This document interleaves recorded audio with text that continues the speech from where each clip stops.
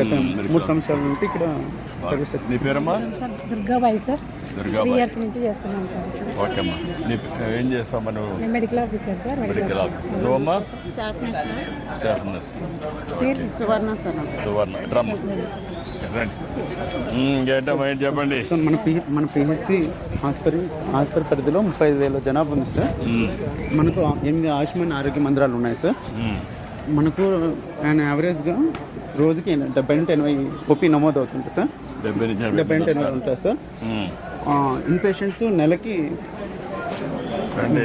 నెలకి 100 మంది పైన పైచీలు అవుతాయి సార్. అడ్మిషన్స్ అవుతుంది సార్ మనకు 100 మంది ఇన్పేషెంట్. తర్వాత మనకు మన పిహెచ్సిలో డెలివరీస్ బాగా అవుతాయి సార్.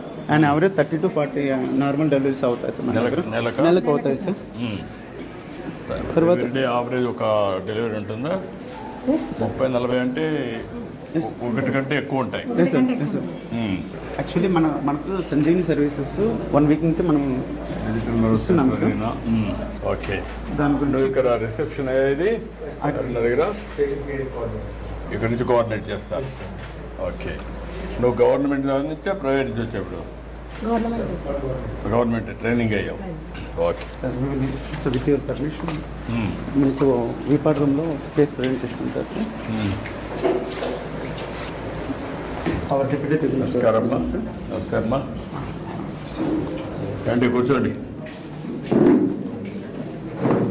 ఏం చెప్పండి. సత్యవతి డాక్టర్. ఎక్కడమ్మా? డిఎంహెచ్ఓ. Deputy DMHO. ఓకే. ఈరోజు ఒక లెర్నింగ్ సెషన్ సంజీవని ప్లాట్ఫామ్ మీద లెర్నింగ్ సెషన్ ప్లాన్ చేశాం సార్. ఎక్స్చేంజ్ ఆఫ్ నాలెడ్జ్ కూడా ఉంటుంది సార్. దీంట్లో పార్టిసిపేట్ చేయడానికి గైనకాలజిస్ట్ ఉన్నారు, పీడియాట్రిషియన్స్ ఉన్నారు, అలాగే మెడికల్ ఆఫీసర్స్ ఫ్రమ్ 7 PHCs ఉన్నారు సార్. వాళ్ళు కూడా వాళ్ళ experiences same kind of experiences face చేశారు. సో దీనికోసం ఈ ఒక కేసు గురించి డిస్కస్ చేయాలనుకున్నాం సార్. ఇది ఒక కాంప్లికేటెడ్ డెలివరీ కేసు. హాస్పిటల్ PHCలో మా డాక్టర్ బాలకృష్ణ గారు డెలివరీ చేసి మదర్ని బేబీని ఇద్దరికి సేఫ్గా డిశ్చార్జ్ అయ్యేటట్లు చేశారు సార్. యాక్చువల్లీ జూన్ ఈ కేసు రీసెంట్గానే జరిగింది సార్. జూన్ 12వ తారీఖున ఒక 9 నెలల గర్భవతి కడుపు నొప్పిగా ఉంది అని రాత్రి పూట వచ్చింది సార్ ఇక్కడ PHCకి. స్టాఫ్ వెంటనే ఆమెను పరీక్షించి ఆమె ఇప్పుడిప్పుడే కాన్పు నొప్పులు మొదలైనవి అంటే అర్లీ లేబర్లో ఉంది అని చూసి అడ్మిట్ చేసుకున్నారు సార్. ఆ సమయంలో ఆమె కండిషన్ బిడ్డ కండిషన్ అంతా బాగుంది సార్. తర్వాత ఆమెకు గ్రాడ్యువల్గా మెల్లమెల్లగా కాన్పు నొప్పులు ఎక్కువ అవుతూ వచ్చినాయి సార్. 12 గంటల సమయంలో ఆమెకు మెంబ్రెన్స్ రప్చర్ అని చెప్తాం సార్. అంటే ఉమ్మనీరు బయటకు వచ్చింది. సో ఆ ఉమ్మనీరు మామూలుగా అయితే కలర్లెస్ ఉంటుంది సార్. ఆ లైట్ పేల్ ఎల్లో కలర్ ఉంటుంది, కానీ ఈమెకు గ్రీన్ కలర్లో ఉంది సార్. అలా గ్రీన్ కలర్లో ఎప్పుడు వస్తుంది అంటే పుట్టబోయే బిడ్డ తల్లి గర్భంలోనే మోషన్ పాస్ చేస్తే అప్పుడు గ్రీన్ కలర్ అయిపోతుంది సార్. ఒకవేళ during the process of delivery ఆ బిడ్డ ఆ నీళ్లు మింగితే వెంటనే ఏడవలేదు, మళ్ళీ ఊపిరి తీసుకోవడం కూడా కష్టంగా ఉంటుంది సార్. సో ఇట్లా పరిస్థితిలో మామూలుగా అయితే PHCలో డెలివరీ చేయడం కష్టం సార్, ఎందుకంటే బేబీకి పీడియాట్రిషియన్ కేర్ కావాలి కాబట్టి. సో మామూలుగా అయితే రెఫర్ చేస్తారు సార్. కానీ ఈ పర్టికులర్ కేసు రెఫర్ చేయడానికి టైం లేదు, ఎందుకంటే తల్లికి చాలా ఎక్కువ నొప్పులు వస్తున్నాయి, తొందరగా డెలివరీ అయిపోయే ఛాన్సెస్ ఉన్నాయి. సో అందుకని డాక్టర్ బాలకృష్ణ రిస్క్ తీసుకొని ఇక్కడే డెలివరీ చేద్దాము అని నిర్ణయించుకొని ఫస్ట్ అంబులెన్స్ కాల్ చేశారు సార్. సో తర్వాత ఒక 15-20 నిమిషాల్లోనే డెలివరీ అయిపోయింది. డెలివరీ అయిపోయినాక బేబీ హార్ట్ బీట్ ఉంది కానీ ఊపిరి తీసుకోవట్లేదు, వెంటనే ఏడవలేదు. సో డాక్టర్ గారు వెంటనే రియాక్ట్ అయిపోయి బేబీని తీసుకెళ్ళి వార్మర్లో పడుకోబెట్టి ఒక నాసోగ్యాస్ట్రిక్ ట్యూబ్ అని ఉంటుంది సార్, ఆ ట్యూబ్ ముక్కులో నుంచి వేసి ఆ బేబీ మింగిన ఫ్లూయిడ్ అంతా బయటకు తీశారు. అలాగే యాంబూ బ్యాగ్ అని ఉంటుంది, ఆ యాంబూ బ్యాగ్ పెట్టి రెస్పిరేషన్ బేబీ ఊపిరి తీసుకోవడానికి హెల్ప్ చేశారు. అలాగే ఆక్సిజన్ కూడా కనెక్ట్ చేశారు సార్. ఇవన్నీ చేశాక మెల్లమెల్లగా బేబీలో యాక్టివిటీ వచ్చింది, అలాగే ఊపిరి తీసుకోవడం కూడా స్టార్ట్ చేసింది, కానీ ఏడుపు మాత్రం లేదు సార్. సో మేము దాన్ని అబ్జర్వ్ స్కోర్ అంటాం సార్ బేబీ యాక్టివిటీని. సో పుట్టినప్పుడు 2 to 4 ఉంది, తర్వాత ఈ యాక్టివిటీ అంతా చేశాక 4 to 6 అయింది సార్. సో అలా ఉన్నప్పుడు ఇంతలో అంబులెన్స్ కూడా వచ్చేసింది. డాక్టర్ గారు ఇంట్రెస్ట్ తీసుకొని తను స్వయంగా బేబీని విత్ ఆక్సిజన్ తనే అంబులెన్స్లో అకాంపనీ చేసి వెళ్ళి ఆదోని MCH హాస్పిటల్లో అడ్మిట్ చేశారు సార్. అక్కడ పీడియాట్రిషియన్ కేర్లో బేబీ బాగా కోలుకుంది. 3 days తర్వాత డిశ్చార్జ్ చేశారు సార్. డిశ్చార్జ్ అయిపోయినాక ఇప్పుడు మదర్ బేబీ ఇద్దరు వాళ్ళ విలేజ్లో క్షేమంగా ఉన్నారు. ఈరోజు 42 days డెలివరీ అయ్యి ఆ బేబీ అచ్చా, very good. Thank you. Congratulations, Thank you, well sir. Done, thank you sir. Excellent work. So ఇప్పుడు ఇది ఒక కేస్ స్టడీ కింద ఎస్ సార్. బాగా చేశారు. పిహెచ్సి లెవెల్లో ఇంకా ఏం చేస్తే మదర్ బేబీ సేఫ్గా ఉంటారో అని గైనకాలజిస్ట్ వాళ్ళు టెలిహబ్ ఉన్నారు సార్. వాళ్ళు వాళ్ళు మాట్లాడతారు సార్ కొన్ని. ఏంటమ్మా మీరు overall online, can you carry on now? Good evening, sir. I'm Dr. Vishnu, sir, gynecologist, Government General Hospital, Karnal, sir. Actually ఈ కేసుని అయితే మెడికల్ ఆఫీసర్ గారు చాలా బాగా కండక్ట్ చేశారు సార్. కానీ ఒక 2 points యాడ్ చేస్తాను సార్. ఇలా ఉమ్మనీరులో మనకు మెకోనియం పోతుందంటే బేబీకి బ్లడ్ సప్లై తగ్గుతుందని ఒక ఇండికేషన్ సార్. అలాంటి విషయంలో మనం ఏం చేయాలంటే మదర్ని ఎడెల్లో పడుకొని ఉంటే ఆమె ఎడవైపు తిరిగి పడుకోమని చెప్పాలి. అప్పుడు కొంచెం బ్లడ్ సప్లై బేబీకి ఎక్కువ వెళ్తుంది. నెంబర్ 2, ఒకవేళ బీపీ ఏమైనా తక్కువ ఉందా లేదో చూసుకోవాలి సార్. ఒకవేళ బీపీ తక్కువ ఉంటే ఫాస్ట్గా మనం ఫ్లూయిడ్స్ పెడితే కూడా బేబీకి బ్లడ్ సప్లై బాగుంటుంది. Okay. Good evening sir. I'm doctor Nandakishore sir, paediatrician telemedicine of Kurnool sir. Particular గా ఈ కేసులో మనకు బేబీ అవుట్కమ్ 4వ రోజునే బేబీని డిశ్చార్జ్ చేయడం జరిగింది. అంటే కరెక్ట్ గా స్టెప్స్ చేయడం జరిగింది. దీంట్లో డేటా ఒక 2-3 స్టెప్స్ నేను యాడ్ చేస్తాను సార్. ఇలాంటి కేసులు మనకు రిస్క్ కేసులు ఉన్నప్పుడు ఏంటంటే వెంటనే ఎన్ఆర్పి ప్రోగ్రామ్ లో ట్రైన్ అయిన ఒక ఇద్దరు సిస్టర్స్ కానీ ఒక డాక్టర్ సిస్టర్ కానీ పక్కనే ఉంటాయి. తర్వాత వాళ్ళ టీమ్ బ్రేక్ చేసుకోవాలి, ఎవరి రోల్ ఏం చేస్తున్నారు చూసుకొని. అలాగే వెంటనే వార్మర్ డెలివరీ అయ్యేదానికంటే ముందే వార్మర్ ఆన్ చేసుకొని బేబీని వెంటనే వార్మర్లో తీసుకున్న తర్వాత బేబీ పొజిషన్ సరిగ్గా చెక్ చేసుకొని ఏదైనా మెకోనియం లాంటి ఏదైనా సెక్రేషన్స్ గొంతులో ఉంటే వాటిని క్లియర్ చేస్తూ తర్వాత డాక్టర్ గారు చేసినట్టుగా ఎన్టీ ట్యూబ్ సార్, అంటే నాసోగాస్ట్రిక్ ట్యూబ్, ఫీడింగ్ ట్యూబ్ అంటాము, అది వేసి యాస్పిరేషన్స్ అంతా తీసేసి అప్పటికి కూడా ఊపిరి సరిగ్గా తీసుకున్నట్లయితే బ్యాగ్ అండ్ మాస్క్ ద్వారా మనం 5 నుంచి రెస్పిరేషన్స్ ఇస్తాము. బ్యాగ్ అండ్ మాస్క్ తర్వాత కూడా ఒకవేళ ఇంప్రూవ్ అవ్వకపోతే బ్యాగ్ అండ్ ట్యూబ్ అంటాం సార్. గొంతులో ఎండోట్రేకియల్ ట్యూబ్ వేసేసి రెస్పిరేషన్స్ ఇచ్చి పంపిస్తాం. కానీ ఈ కేసులో అయితే డాక్టర్ గారు టైమింగ్ స్టెప్స్ కరెక్ట్ గా చేశారు. అండ్ ఈ రోజు మనం బేబీ డిశ్చార్జ్ చేయగలుగుతాం సార్. కాబట్టి ఈ స్టెప్స్ అన్ని పర్ఫెక్ట్ గా జరిగాయి ఈ కేసులో. Okay. Then anybody wanted to say anything?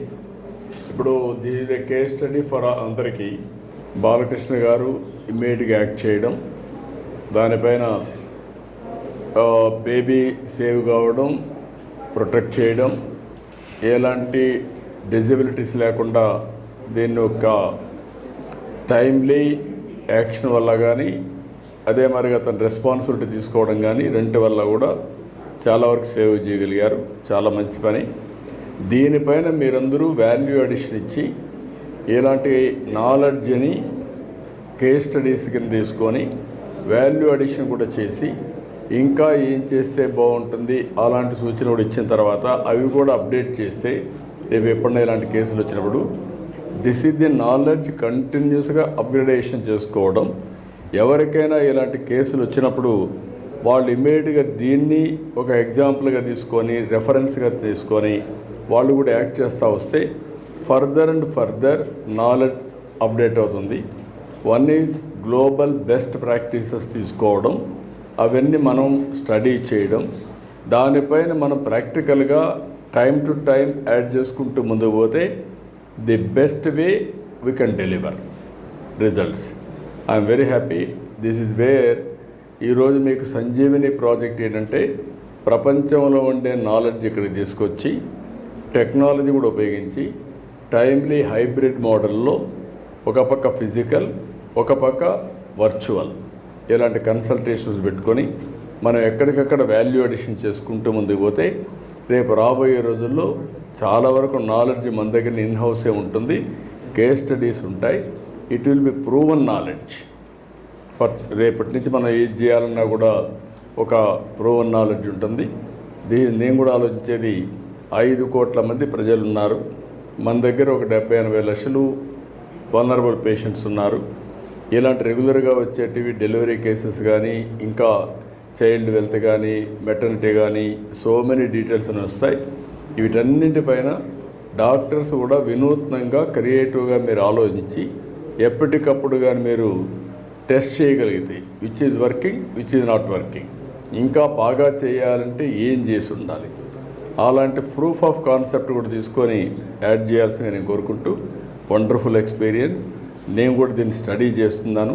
నెలకొక రోజు ఈ పనే పెట్టుకున్నాను. సంజీవిని ప్రాజెక్ట్ని ప్రమోట్ చేయడం, పాపులేషన్ మేనేజ్మెంట్ రెండు కూడా లింక్ చేసుకుంటూ ఒక best state on health care, ఎక్కడ కూడా మనకి ఇబ్బందులు లేకుండా చేయడానికి. Money is not the issue, money save చేయొచ్చు. ఎందుకంటే ఈరోజు అన్నెసరీ ట్రీట్మెంట్ కానీ మెడికేషన్ కానీ టూ మచ్ అయిపోయింది. దానివల్ల హెల్త్ కూడా డిటరేట్ అవుతుంది తప్ప హెల్త్ ఇంప్రూవ్ కాదు. అందుకే predictive, preventive and curative balance చేసుకొని ముందుకు తీసుకుపోవాల్సిన అవసరం ఉంది. Excellent experiment. థ్యాంక్ యూ అనండి. తల్లి మదరు వడ్డే సుజాత వాళ్ళ తల్లి. ఏంటమ్మా నీ అనుభవం ఏంటమ్మా చెప్పమ్మా తల్లి. నమస్కారం అమ్మా, చెప్పమ్మా, గట్టిగా మాట్లాడు. ఈరోజు హాస్పిటల్కి 13వ తారీఖు డెలివరీ చేసింది సార్. 12 నా బాబు ఏడుకోకున్నట్ల, కదలిక లేకోకున్నట్ల మింగి అసలుకి ఏమవుతుందో అని ఎదుబడిస్తున్నారు. బాలకృష్ణ సార్ బాగా చేసి ఏం ఎదుబడద్దని నేను చేస్తానని బాగా కష్టపడి అందరినీ రూమ్లో ఉన్న వాళ్ళందరూ బయటకు పంపించి ఆ సార్ బాగా చేసినారు సార్. నా బాబుకి నాను నా బాబు ఈరోజు సంతోషంగా ఉన్నామంటే ఆ బాలకృష్ణ సార్ సార్ ఎంత సాయం చేశారంటే అంత సాయం చేశారు సార్ బాలకృష్ణ సార్. ఆ రోజు ఈ హాస్పిటల్లో ఇది బాగా చేసి మరి అటు పోతే మీరు ఆంబులెన్స్లో పంపిస్తే మీరు తొందరగా చేయించుకోవాలని చెప్పి ఆ సారు ఆశా వర్కర్కి పోయి ఆ సార్ అడ్మిట్ చేసి ఆ మేడం సార్ చెప్పి బాగా చూసుకున్నాడు అని చెప్పొచ్చినాడు సార్. ఆ సారు అలాంటి సార్లు ఇంకా వేరే వాళ్ళు కూడా అలాంటివి నేర్చుకోవాలి సార్. అలాంటి వాళ్ళు మాకు మా యొక్క వాళ్ళకి అలాంటి సార్లు ఉంటే చాలా మంచిది సార్. అదే అన్ని ప్రభుత్వ ఆసుపత్రులు అదే మరి చేస్తున్నాము. ఇప్పుడు ఎప్పటికప్పుడు అందరినీ కూడా వారికి కూడా ఎప్పటికప్పుడు అప్డేట్ చేయడం. వారు బాలకృష్ణ గారు బాగా చేశారు, ఆయన చేసిన పని అందరూ నేర్చుకొని నీలాంటి వాళ్ళకి ఇంకా మెరుగైన సేవలు ఇస్తారమ్మా. ఎన్నో కానుపమ్మ ఇది? మొదటి కానుపేనా? మూడో కానుపమ్మ. ఇద్దరు పెద్ద ఇద్దరు ఆడపిల్లల? ఒక బిడ్డ, ఫస్ట్ బిడ్డ చనిపోయింది. ఓకే అమ్మా, బాగున్నాం సార్. ఈ ఊళ్ళో వాళ్ళు ఆశా వర్కులు అంబులెన్స్ లో వచ్చేవాళ్ళు పరశురామ్ సారు, ఆశా వర్క్ పుష్పవతి బాగా చూసుకుంటున్నారు సార్. అంబులెన్స్ పొద్దున వస్తుందని ఒకరోజు ముందే వచ్చి పుష్పవతి ఆశా వర్క్ వచ్చి అంబులెన్స్ వస్తుంది ఇంటి దగ్గరే ఉందండి బాగా చెకప్ చేసుకున్నాడు అని వచ్చి చెప్తుండ్రు సార్. వచ్చి చెప్పి పొద్దున పరశురామ్ సార్ వచ్చి బాగా బ్లడ్ టెస్ట్, బీపీ టెస్ట్ అవన్నీ చేసి షుగర్ అన్నీ టెస్ట్ చేసి అది హాస్పిటల్కి ఏమైనా ప్రాబ్లం ఉంటే హాస్పిటల్కి పోయి చూడండి ఇది మనం చెప్తాము అని రాసిస్తుంది సార్. ఓకే అమ్మా, చాలా సంతోషమమ్మా. పని చేస్తాను నేను. మీ బాబు సంజీవిని ప్రాజెక్ట్ వచ్చిన తర్వాత మొదటి కేస్ స్టడీ ఇది మేమందరం స్టడీ చేస్తున్నాం. ఒక 3 లక్షల రూపాయలు మీ బాబు పేరుతో ఫిక్స్డ్ డిపాజిట్ చేస్తాం. పెద్దయినా గుర్తుండేట్టుగా ఈ సంజీవిని ప్రాజెక్ట్ కూడా బాగా పనిచేసేట్టుగా శాశ్వతంగా గుర్తుంటుంది. మీ బాబు పేరుతో కలెక్టర్కి ఆదేశాలు ఇస్తాను.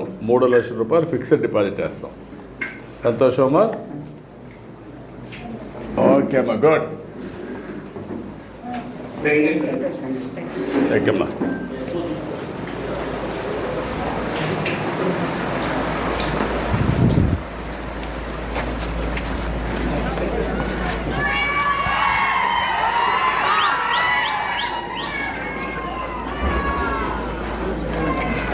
చెట్లు కూడా బాగా పెట్టండి. మీరు పెట్టారా, ఎవరు పెట్టారు ఈ మొక్కలు? మేమే నాటించాం. ఇక్కడ క్లీన్ చేసే వాళ్ళకి పెట్టి ఇది కూడా పెట్టి ల్యాండ్స్కేపింగ్ కూడా శుభ్రంగా చేస్తే పరిశుభ్రంగా బాగా వస్తుంది.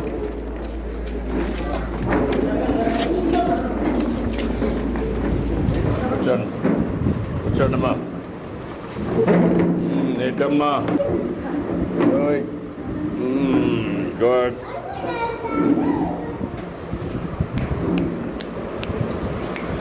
ఏంటి నీ పేరేంటి? ఇంకా పేరు పెట్టలేదా? నమస్తే సార్, నా పేరు ఉమాదేవి సార్.